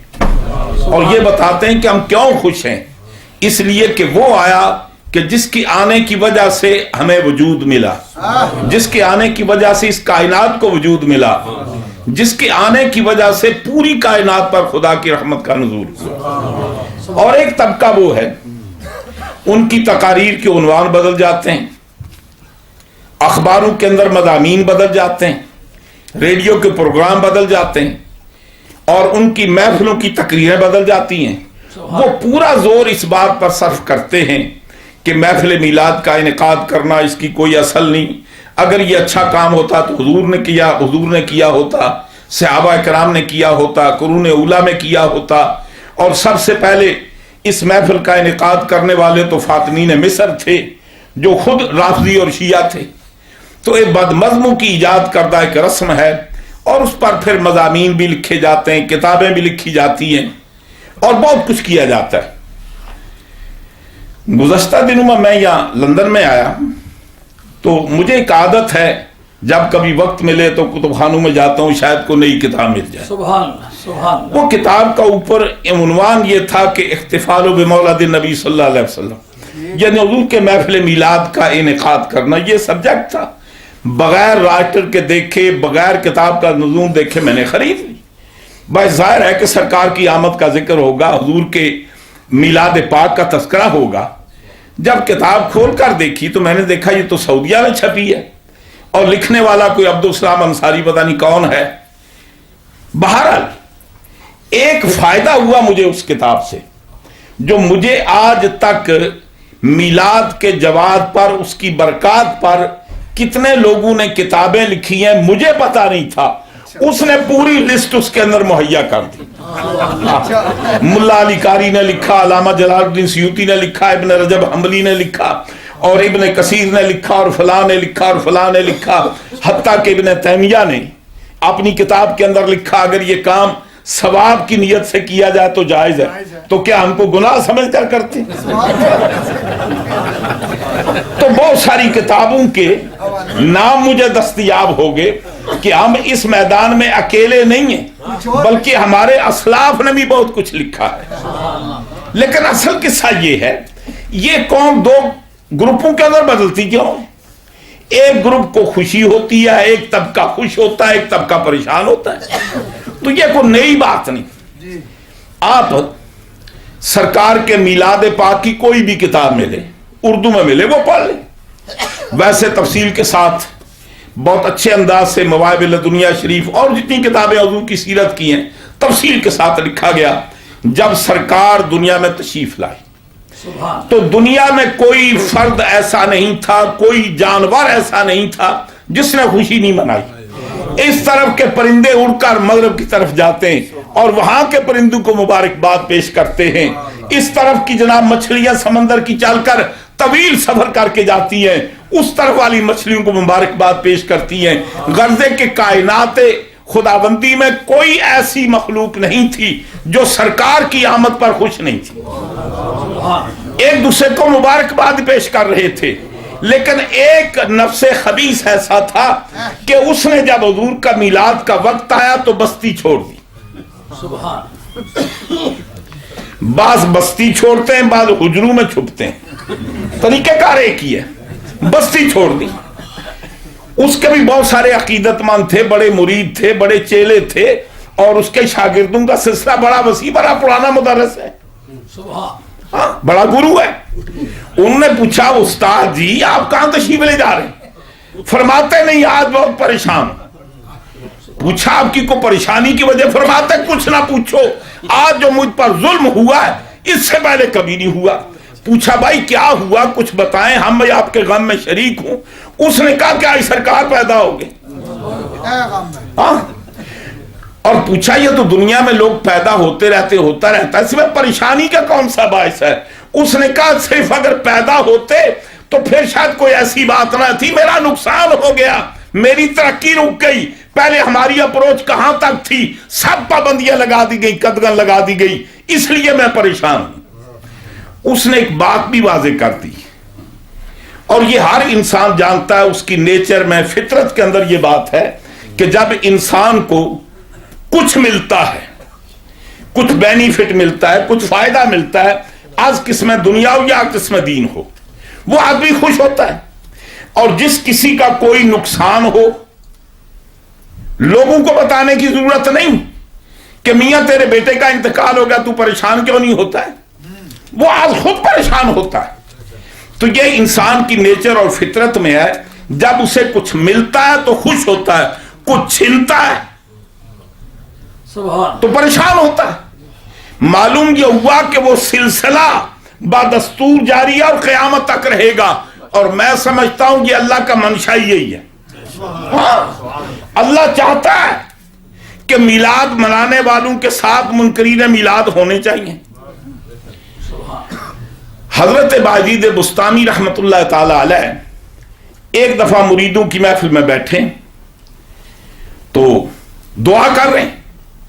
آپ فرماتے ہیں دعا کریں اے باری تعالیٰ ان کافروں کو سلامت رکھ، ان کافروں کو قائم رکھ، یہ سلامت رہیں. جب دعا ختم ہوئی تو مرید کہنے لگے حضرت یہ آپ نے عجیب قسم کی دعا فرمائی. بھائی ہم تو ان منحوسوں سے جان چھڑانے کی کوشش کرتے ہیں کہ یہ غرق ہوں، ہمارا پیچھا چھوٹے. تو آپ کافروں کی سلامتی کے لیے دعا مانگتے ہیں. تو آپ کہنے لگے تمہیں پتا نہیں وہ انہی کی بدولت تو ہمارے یہاں شہید بھی ہے اور غازی بھی ہے. اگر کوئی کافر نہ ہوتا، نہ کوئی شہید ہوتا، نہ غازی ہوتا. جو جس کو کافر مارے وہ شہید، اور جس کافر کو یہ مارے وہ غازی اور مجاہد. یہ غازی کا منصب، مجاہد کا منصب، شہادت کا منصب انہی کی بدولت ہے. مولا ان کو سلامت رکھ تاکہ ہمارے آنے والوں کو شہادت بھی نصیب ہوتی رہے اور انہیں مجاہد ہونا بھی نصیب ہوتا رہے. تو دراصل خدا یہ چاہتا ہے کہ یہ باقی رہیں، تاکہ اس لیے ہماری جو میرے محبوب کے غلاموں کی محفلیں ہیں وہ صرف دوسری طرف نہ لگے رہیں، بلکہ تاکہ جواب دینے کے لیے ان کی ہر محفل کا عنوان یہ ہو میرے محبوب کے گیت گائیں، میرے محبوب کی عظمت کا پرچار کریں. تو یہ انسان کی اپنی نیچر اور فطرت ہے. ہمیں کچھ ملا ہے ہم خوشیاں مناتے ہیں، جن کا کچھ چھن گیا ہے. بھائی استاد پریشان ہو تو شاگرد خوش ہو سکتا ہے، مرشد رو رہا ہو تو مرید خوشیاں منا سکتا ہے. اس نے کہا کچھ بھی ہو ہمارے استاد اعلیٰ ناراض تھے اس لیے ہم اس کام پر خوش نہیں ہو سکتے. اور پھر آسان طریقہ لوگوں کو یہ بتاتے ہیں کہ یہ بدعت ہے. اگر یہ کام درست اور جائز ہوتا تو سرکار نے کیا ہوتا، صحابہ کرام نے کیا ہوتا، قرون اولیٰ کے دور میں کیا ہوتا. چونکہ اس کا وجود قرون اولیٰ میں نہیں ہے اس لیے اب یہ کام کرنا یہ بدعت ہے. پہلی بات یہ ہے ہم میلاد مصطفیٰ کو فرض نہیں سمجھتے، ہم اس کو واجب نہیں سمجھتے. ہم اس کو ہیئت قضائیہ میں جس شکل میں ہم ادا کرتے ہیں اس شکل میں سنت نہیں سمجھتے. مطلق سنت کی نفی نہیں کر رہا ہوں، اس ہیئت میں اس شکل میں ہم سنت نہیں سمجھتے. اگر اس ہیئت میں سرکار نے کیا ہوتا تو پھر یہ سنت ہوتی. ایک امر مستحب ہے. مستحب اس کام کو کہتے ہیں کہ جس کے کرنے سے ثواب ہوتا ہے، اور کبھی کبھی ایسے ہوتا ہے کہ اگرچہ کرنے کی اہمیت فرائض و واجبات کی زیادہ ہے لیکن ترقی درجات میں مستحبات سے آدمی بڑھ جاتا ہے. سرکار کی حدیث حضور فرماتے وما من عبد یتقرب الی، حدیث قدسی ہے، وما من عبد یتقرب الی بالنوافل. وہ مرتبہ جو فرائض سے حاصل نہیں ہو سکتا وہ نفلوں سے ہوتا ہے. اور ویسے بھی ہمارے یہاں پنجابی میں کہتے ہیں نا تے آپ دتا سو دودھ برابر تو منگ لیا سو پانی. کسی کے حکم کی بجاوری کی ویلیو اور ہے اور اپنی مرضی کے منشا کے ساتھ کچھ ایکسٹرا کرنا اس کی حیثیت اور ہے. اور آج بھی اوور ٹائم کرنے والے کی جو مزدوری نا پر آور وہ زیادہ ہوتی ہے، اس لیے کہ اصل ڈیوٹی کی کم ہوتی ہے، اوور ٹائم کی زیادہ ہوتی ہے. ہم اس کو یہ سمجھتے ہیں کہ یہ امر مستحب ہے، اس کا بہت بڑا درجہ ہے، بہت بڑی عظمت ہے. اور یہ امر مستحب وہ ہے کہ فرض کفر کے ساتھ قبول نہیں، واجب کفر کے ساتھ قبول نہیں، سنت کفر کے ساتھ قبول نہیں. لیکن یہ وہ عمل ہے جو کافر کا بھی اللہ نے قبول کیا ہے اور اللہ تعالیٰ نے اس کی جزا اس کو دی ہے، اس کو فائدہ پہنچایا ہے. تو عرض یہ کر رہا تھا کہ ہم اس کو مستحب سمجھتے ہیں. یہ جو اکثر و بیشتر بدعت بدعت کہتے ہیں، میری اور آپ کی ماں حضرت ام المؤمنین حضرت سیدہ عائشہ صدیقہ سلام اللہ علیہ، آپ سے یہ پوچھا گیا کہ مائی صاحبہ آپ یہ بتائیں کہ بدعت کس کو کہتے ہیں، بدعت کس کو کہتے ہیں. اور جتنی کتابیں اصول دین پر لکھی گئی ہیں، الموافقات اٹھا کر دیکھ لے آپ، تبصرہ، جتنی بھی کتابیں، تمام نے جہاں بدعت کی تعریف کی ہے نا، مائی صاحبہ کی حدیث کوٹ کی ہے، حضرت عبداللہ بن عباس کی حدیث کوٹ کی ہے. اس لیے کہ سب سے اعلیٰ سند وہ ہے جو حضور صلی اللہ علیہ وسلم کی محفل میں بیٹھنے والے جنہوں نے براہ راست حضور سے اکتساب فیض کیا، وہ جو بتائے وہ یقیناً سرکار کا ارشاد ہے. اور اسی لیے ہمارے علماء فرماتے ہیں کہ مراسیل صحابہ مقبول ہے، مردود نہیں ہے. اور ہم تو ایسے امام کے ماننے والے ہیں کہ جن کے نزدیک سکہ تابی کی بھی مراسیل قبول ہے اور قابل احتجاج ہیں. آپ فرماتے ہیں کہ سکہ تابی، مطلقاً تابی نہیں، سکہ تابی روایت کرے اور اوپر والی جو لنک ہے اس کو اڑا دے تو فرماتے ہیں کہ وہ بھی قابل قبول ہے، اس لیے کہ سکہ تابی کوئی بات غیر سکہ سے لے کر اس کو مرسل نہیں کرتا ہے. ماشاءاللہ ماشاءاللہ. اور صرف ہمارے امام صاحب ہیں حضرت امام اعظم ابو حنیفہ رضی اللہ تعالیٰ عنہ، آپ فرماتے ہیں کہ ہمارے یہاں سکہ تابی کی مراسیل بھی قابل احتجاج ہیں. اور ہمارے امام صاحب نے بہت سارے مسائل، وہ میں ترجمہ نہیں کرتا، صرف حدیث پڑھ دیتا ہوں. لا ربا فی دار الحرب بین المسلم والحربی، یہ حضرت مقبول کی یہ حدیث مرسل ہے. احتجاج کیا امام صاحب نے، اور بہت ساری حدیث ہیں کہ امام صاحب نے مراسیل تابی سے احتجاج کیا ہے اور قیاس پر اس کو مقدم رکھا. تو بہرحال یہ ایک علیحدہ سبجیکٹ ہے. مائی صاحبہ سے پوچھا گیا کہ آپ یہ بتائیں کہ بدعت کس کو کہتے ہیں. آپ فرماتی ہیں کہ بدعت اس کو کہتے ہیں لا اصل لہا فی الدین، جس کی دین کے اندر اصل نہ ہو. بدعت کس کو کہتے ہیں؟ جس کا کوئی نہ کوئی لنک دین کے ساتھ کسی آیت حدیث کے ساتھ نہ بنتا ہو، وہ بدعت ہے. سیدنا حضرت عبداللہ بن عباس رضی اللہ تعالیٰ عنہ سے پوچھا گیا، آپ سے پوچھا گیا بدعت کیسے کس کو کہتے ہیں؟ آپ فرماتے ہیں کہ البدعۃ معروف بہا السنہ، بدعت اس کو کہتے ہیں جو سنت کو اٹھا دے. یعنی پہلے سنت تھی، سنت کو ہٹا کر اس کو جس کام سے ریپلیس کیا گیا اس کو بدعت کہتے ہیں. یعنی سنت کو جس کام سے ریپلیس کیا گیا، سنت کو ہٹا کر جس کو لایا گیا. نمبر ایک، اب علماء کی محفل ہے، آپ نے بارہا علماء سے سنا ہوگا کہ سنت کی کتنی قسمیں. سنت کس کو کہتے ہیں؟ وہ کام جو حضور نے کیا ہو، وہ کام جو حضور نے کرنے کا حکم دیا ہو. تیسرا وہ کام جو حضور کی موجودگی میں کیا گیا، یا تو حضور نے اس کو پسند کیا ہو یا پھر حضور نے اس کو منع نہ کیا ہو. یہ سنت تقریری کہلاتی ہے.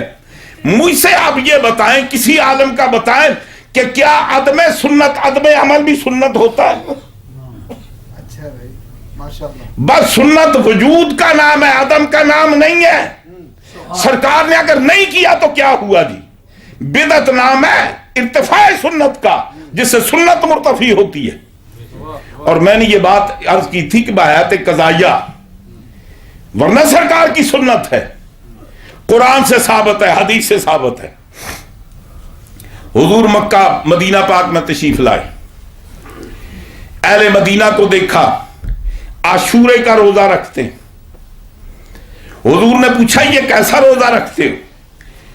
تو اہل کتاب یہودی کہنے لگے کہ اس دن اللہ تبارک و تعالیٰ نے موسیٰ علیہ السلام کو عذاب فرعون کو غرق کیا تھا، فرعون کے عذاب سے نجات بخشی تھی.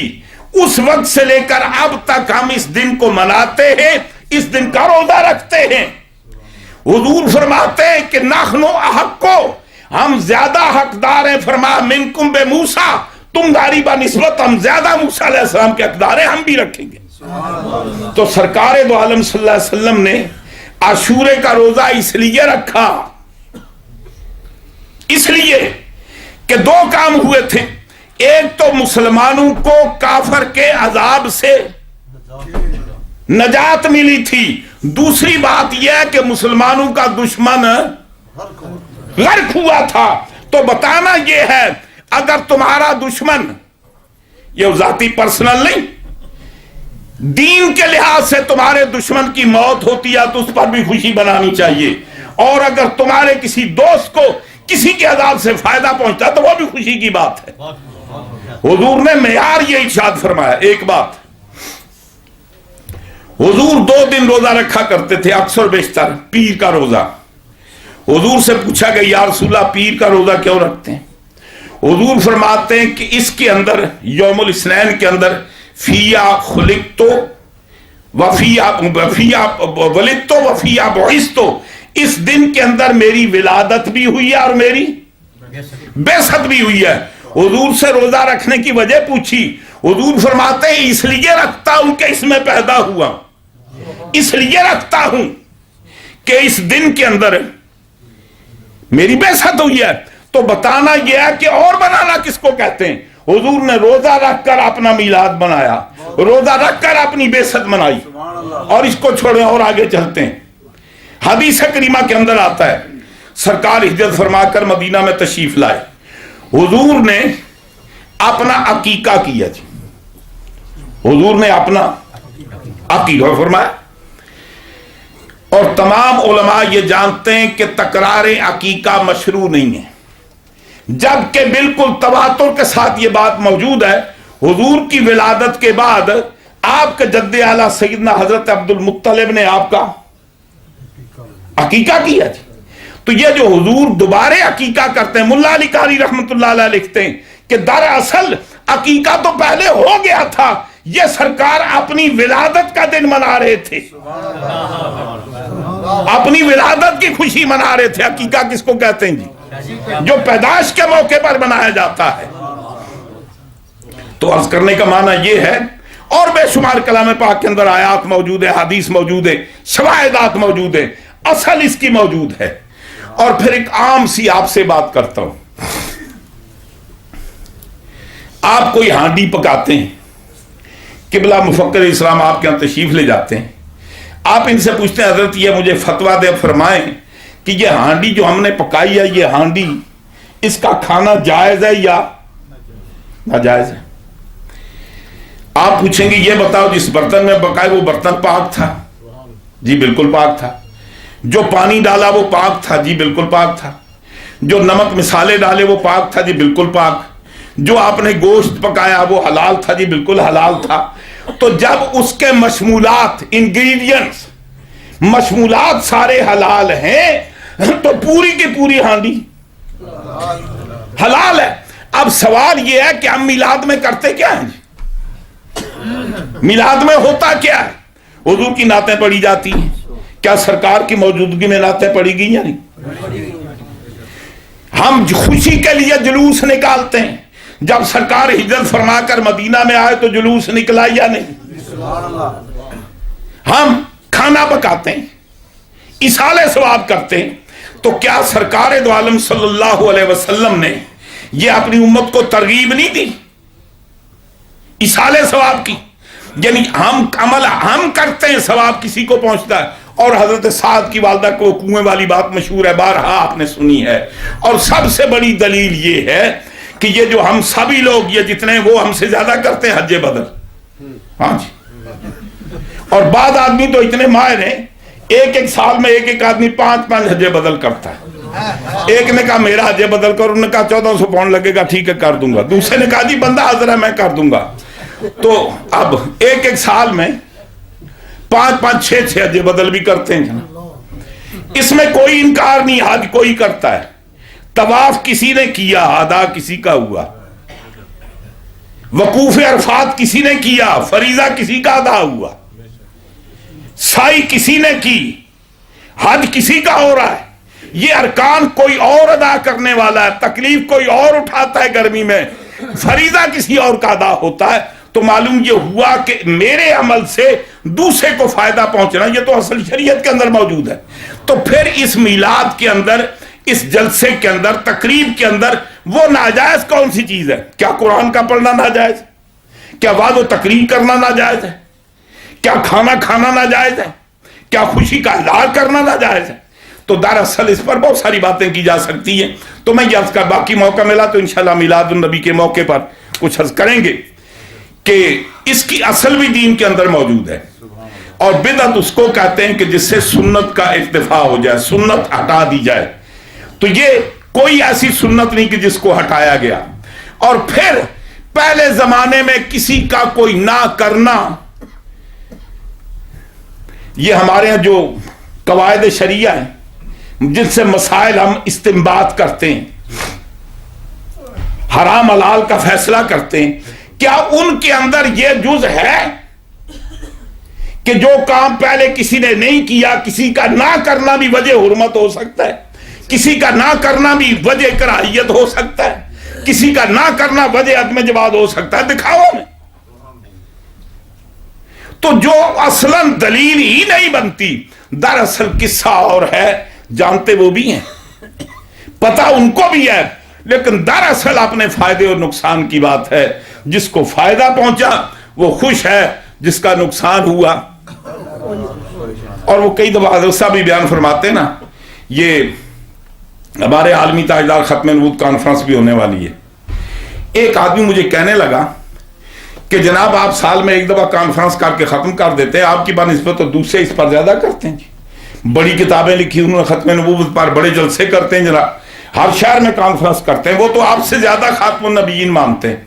میں نے کہا اگر اتفاق ایسے ہو, خدا نہ کرے, اور تم چند ساتھیوں سے مل کر ایک پروگرام بناؤ کہ ہمیں بینک لوٹنا ہے, اور زمین کے نیچے سے سرنگ لگا کر جاؤ, مہینہ خرچ کرو, 2 مہینے خرچ کرو, اور وہ مٹی اوپر ڈال کر 2 مہینے کی محنت شاکہ کے بعد جب قریب پہنچو, اب چند منٹوں کا کام باقی رہ گیا, تھک جانے کی وجہ سے یہ کہا کہ چلو کل تھوڑا کام ہوگا انشاءاللہ, اس سے فارغ ہو کر باقی ہم اپنی قوت اور توانائی خزانہ اٹھانے میں صرف کریں گے.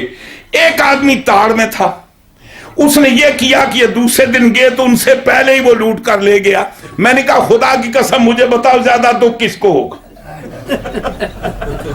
بس زیادہ تکلیف تو اس کی ہوگی, شور وہ مچائے گا کہ سارا کام اس نے کیا, فائدہ کوئی اور اٹھا گیا. تو دراصل قصہ یہ ہے, یہ انہیں بھی وہ نقصان ہوا ہے, یہ اصل اپنے نقصان پر ہوتے ہیں. ورنہ یہ پتہ ان کو بھی ہے کہ میلاد مصطفیٰ صلی اللہ علیہ وسلم کا منانا شرعاً کوئی ایسی چیز نہیں ہے کہ جس پر کسی کا مواخذہ کیا جا سکے.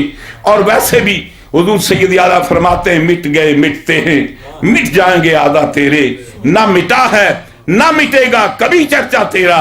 تو سرکار کا ذکر جن کا ورفعنا لک ذکرک, جب خداوند قدوس خود حضور کے ذکر کو بلند کرتا ہے تو مٹا کون سکتا ہے. اللہ مجھے اور آپ کو اپنے حبیب کے صدقے میں جو کچھ میں نے گزارشات پیش کی ہیں, مجھے اور سب کو عمل کی توفیق عطا فرمائے. تو سب بیٹھے رہے, پتہ اٹھی دے.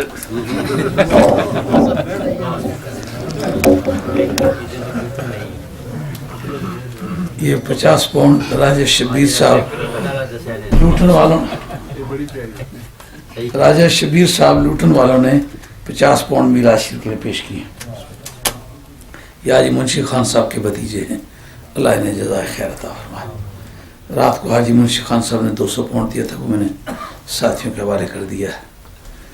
اصل گل ہونی اپنی اپنی دہی ہونی. کتے کی کدا کھیر کھلاؤ نہ نہیں پچنی اس میں پوچھو کھیر جائز ہونی نہ جائز, حرام.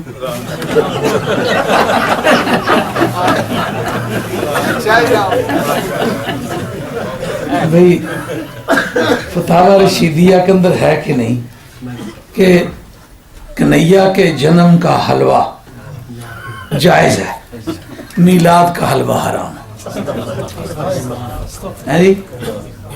اور ہندو کی ہولی دیوالی کی پوڑیاں کچوڑیاں یا کوئی اور کھانا, کوئی اور میں کو تو کسی چیز کا بھی پرہیز نہیں ہے, خواہ وہ جھٹکے کا ہے خواہ وہ خنزیر کا ہے.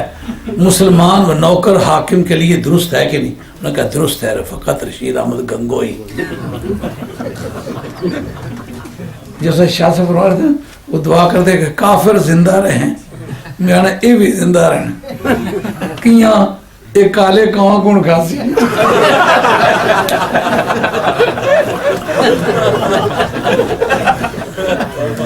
گیارہویں کے کا گوشت اور حلوہ یہ منع ہے اور کالا کوا حلال ہے. یہ فتاوی رشیدیہ کا ایک اور تماشا نہیں کرتا.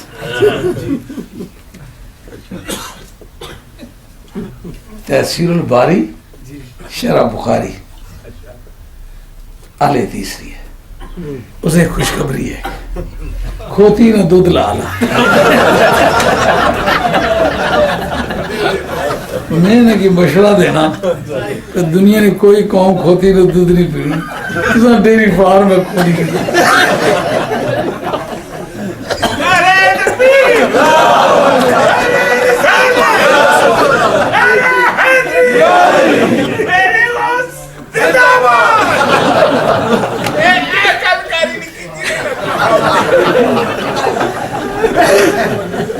کتاب کا نام یاد رہے گا؟ ہاں، جس تاریخ گدھا حرام ہے، یہ خیبر کی تاریخ ہے۔ خیبر میں باغات تھے بڑے، اور سبزیاں لاد کے گدھوں پر لوگ بیچنے کے لیے لے جاتے تھے۔ تو اس تاریخ گدھے ذبح کر کے ہانڈیوں پہ چڑھے ہوئے تھے، پکے ہوئے تھے۔ سرکار فرمایا اب میں کہتا ہوں شام کا وقت ہے، جتنے بھی گدھے کا گوشت پکا سب گرا دو، گدھا حرام۔ اس چیپٹر میں ہے، اہل حدیث نے لکھا ہے کہ گدھی کا دودھ حلال اور پاک ہے۔ یار میلاد شریف میں ساری چیزیں نپاک ہی ہوتی نا، دودھ لا اپنی بھی دہی تھی کہ نہیں، اس کا لا کام ہو پٹھے لوگوں نے کھایا، دودھ تو چوئی گی لوگ پلاؤ اپنی جماعت کی۔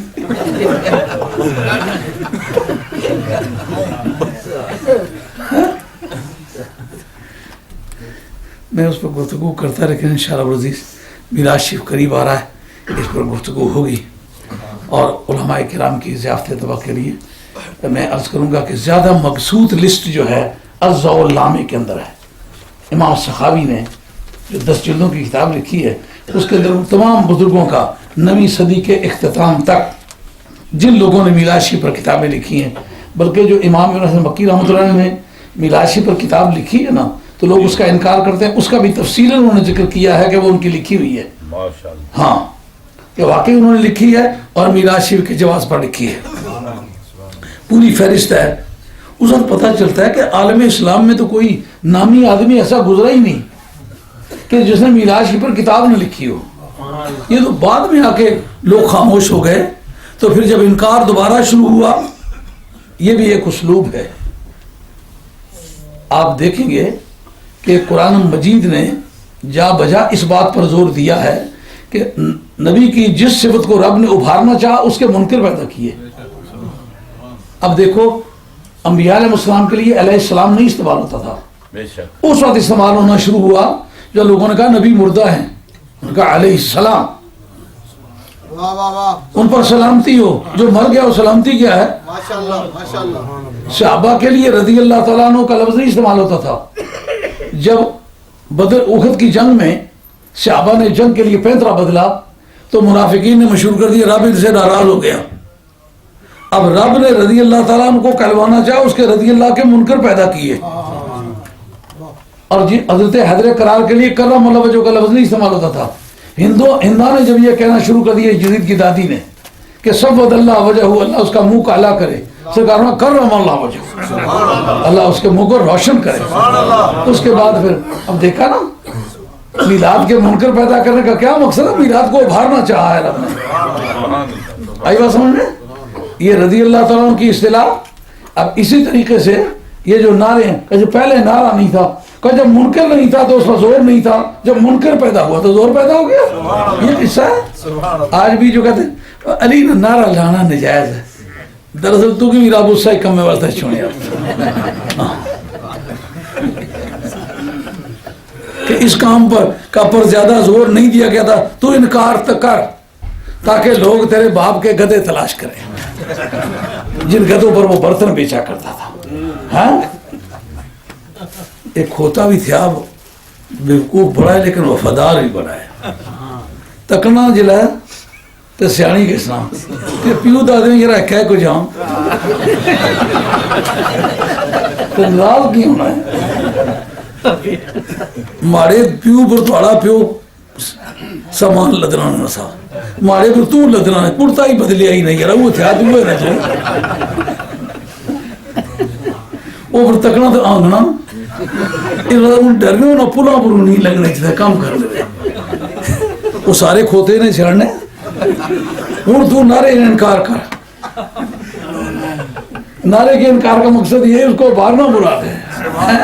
علیہ السلام کا سلسلہ ہوا, رضی اللہ تعالیٰ عنہ کا ہوا, کرم اللہ وجہہ کا ہوا. اب حضرت صدیق اکبر کی شان کون بیان کرتا؟ جب رافضی پیدا ہوئے ان کا انکار شروع ہوا, حضرت صدیق اکبر رضی اللہ عنہ کی حدیثیں ڈھونڈ ڈھونڈ کے میدان میں لائی گئی. فاروق اعظم رضی اللہ عنہ کی شان کون بیان کرتا؟ کیا منکر کوئی نہ ہو تو کیا بیان کرے کوئی؟ جب فاروق اعظم کے منکر پیدا ہوئے, علماء ربانی نے ڈھونڈ ڈھونڈ کے حضرت فاروق اعظم کی شان کی حدیثیں لا کے بیان کرنے شروع کر دی. عثمان غنی کا یہی ہوا. آل بیت کے منکر کیوں پیدا ہوئے؟ اگر منکر ہونے سے آجی تو صحیح تو زور دے دیکھیے بیان کروا. منکر رب پیدا کیتے جاگو ہو جنے ہو.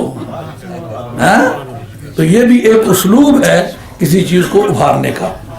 11ویں شیف کے منکر بھی رب نے اس لیے پیدا کیے کہ ولیوں کے فضائل کھول کھول کے بیان کرو, سارے مسائل قوم پر کھولو, تاکہ بعد میں ہر قوم ہر شخص جو ہے وہ خود کفیل ہو جائے, اس کو دین کا پتہ ہو.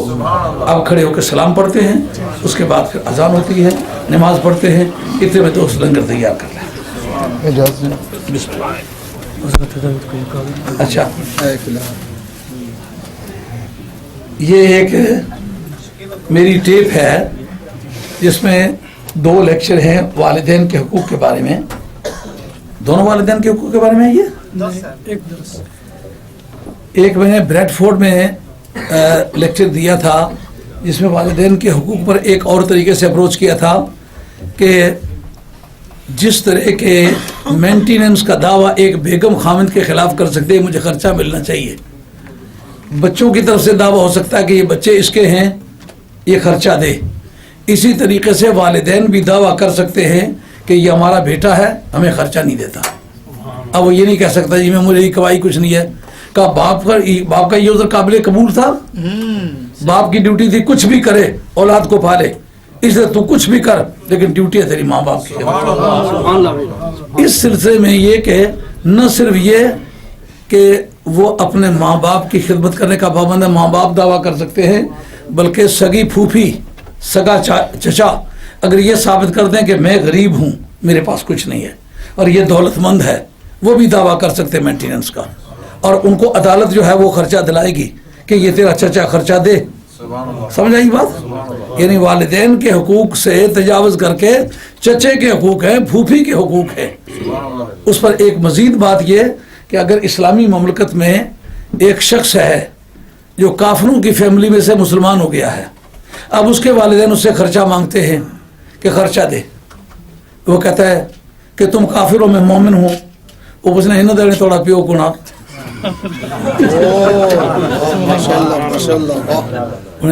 پیو پیو نہیں دے خرچہ.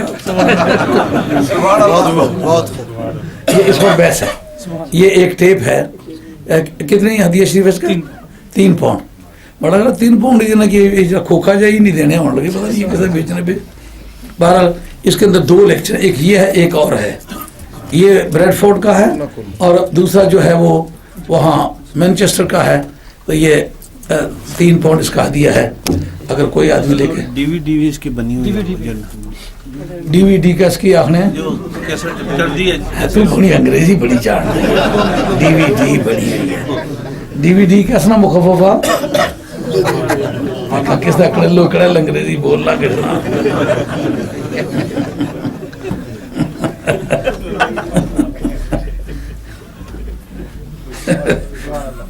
مائیاں جو لبیت کلفی نہ لکھنیاں نا, پتہ نہیں کھا کیا جا جا ٹی وی دیتا نے, پھر اتنی مشینری دیتی نے, پھر اس طرح نہ کرنا کیسا. یہ لیکچر ہیں الحمدللہ میں نے بہت سوچ سمجھ کے اچھی طرح تحقیق کر کے پیش کیے ہیں. آپ اپنے گھروں میں لے جا کے اپنی اولاد کو سنائیں تاکہ بچوں کو اپنے والدین کے حقوق کا اندازہ ہو کہ ان کے حقوق کیسے. وہ جو جمعے کی کیسٹیں ہیں وہ بھی, ہاں جمعے کے اندر جو میرے لیکچر ہیں نا وہ بھی کیسٹیں بنی ہوئی ہیں, اور اس میں بھی مختلف موضوعوں پر میں نے گفتگو کی ہے, اور معلومات ہیں, ایسا گپے نہیں ہیں. آپ وہ بھی لے کر کے استعمال کریں. دیکھیں آپ فرما دیں کہ میں سارے اشتہار لیا دینے جتوں جتوں دوست آئے نا کانفرنس دے اشتہار لیا گیا. اچھا بھائی تو پتہ ہے نا کہ جماعت اہل سنت تو سنی اپنی جماعت ہے.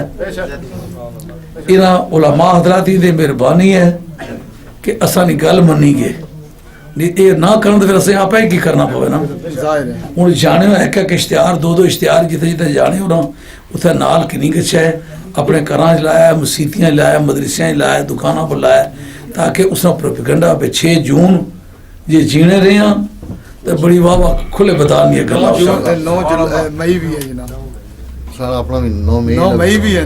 9 مئی تو پہلے آ ہی گیا نا وہ تو سب بندوبست کیتا ہے نا وہ پھر جی ਉਹਦੇ ਵੀ ਇਸ਼ਤਿਹਾਰ ਖੜਨੇ ਨੇ ਜੀ.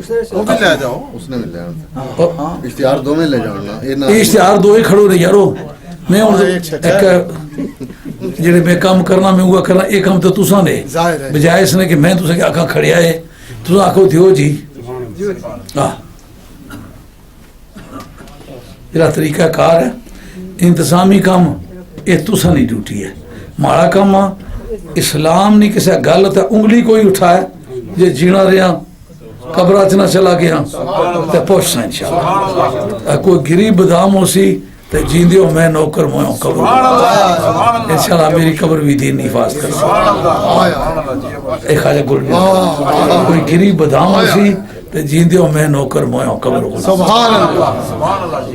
اسی اس گل نے پابند اگر کوئی دین وچ گل ہے تو ثابت نہیں بھی ہونی انشاءاللہ اے ڈیوٹی ماری ہے پیسے تو کی پورے نہ ہوں اے مہیا کر دین مارا اگر کام تسا نہ کرو اے پھر تسا خدا نہیں بارگاہ جواب دے سو سارے جنے بنی دے کام کرو تو چنگی طرح سنبھالو مضمون کی تو پورے ملک بندے چھکی تاڑو تو کوئی رونق کیا ہونی انشاءاللہ ماشاء بڑی تعداد سے تو سا اللہ کی منظورت ہے اور کیا ہے یہ 9 تاریخ والا بھی سمجھی کیتا ہے اشتہار بھی نہ اشتہار بھی کھڑ سو تب 6 جون والا بھی سمجھی کیتا ہے اشتہار بھی کھڑ سو ہاں یہ ساری گلیں یاد ہوئی اور کوئی رہے گی گل بولو بس کشتہ نہیں ہوئی کشتہ میں رہ گئی ہیں کشتہ میں کھڑا نہیں کشتہ میں کھڑے ہیں لیکن ایک گل یاد رکھے کسا کیسٹا نہ میں آج تک پوری زندگی چھک پیسہ کہ نہیں اپنی ذات پر نہیں خرچ کرتا مدینے علیہ سرکارہ نہ غلام ہوں رزقہ نہیں تھوڑو نہ اچھڑ نہیں دیتی میرے رب نے حاجت نہیں چھوڑی میں الحمدللہ بڑی سونی زندگی بڑا خوشحال ہوں ہر بندے کو پوچھو دا آنا جناب کماں نے کاروبار الہات نہ دیڑے ماڑے ہیں تو ماڑے کو پوچھنے تھوڑی تنخواہ کہی میں نوکری کو رہنا تھا ہاں نوکری کو رہنا وہ کہا نکی جی بچی ہے میانی شاہ جی میں جی آپ اتنی عمر کے ہو گئے ہیں آپ کو ملازمت بھی نہیں مل سکتی آپ کو کسی اسکول میں داخلہ بھی نہیں مل سکتا میں کہا پھر آنکھوں کو ساکی مجھے ٹیکا لاؤ تو ماری سٹر جگت پیس